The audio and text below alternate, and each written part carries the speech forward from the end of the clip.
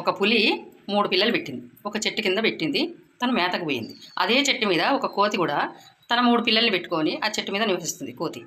అయితే ఈ పులి అవతలకి వెళ్ళిపోగానే ఒక కొండ చిలువ ఆ పులి పిల్లల్ని తినడానికి వస్తుంటే ఆ కోతి గమనించి ఆ చెట్టు ఊపడము కివ్వు అని అరవడము స్టార్ట్ చేసింది తల్లి కోతి.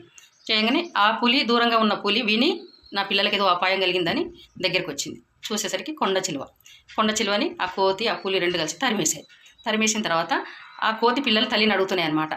అమ్మ అది క్రూరముఖం కదా, ఆ పిల్లలు కూడా కొంచెం పెద్ద అయిన తర్వాత అవి కూడా క్రూరముగాలే అవుతాయి, మనల్ని కూడా చంపేసే అవకాశం ఉంది కదా, వాటిని ఎందుకు కాపాడావు అని అడుగుతాయి అనమాట పిల్లలు.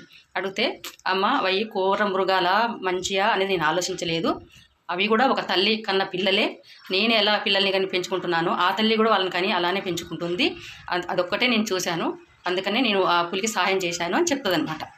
ఆ కోతికి ఉన్న విశ్వాసం కూడా ఈ రోజుల్లో మనుషులకు లేకుండా పోయింది.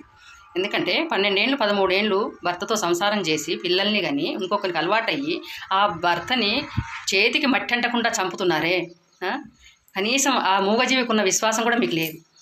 మరి నీ భర్త కూడా ఒక తల్లి కన్నా కొడుకే కదా, నువ్వెలా పిల్లల్ని కన్నావో పెంచుకుంటున్నావో నీ భర్తని కూడా ఒక తల్లి కని పెంచుకుంటుంది అనేది ఒకటి ఆలోచించాలి. నేను ఈ మెసేజ్ భర్తలను చంపిన వాళ్ళ గురించే పెడుతున్నాను, మంచి వాళ్ళ గురించి మాత్రం అస్సలు కాదు.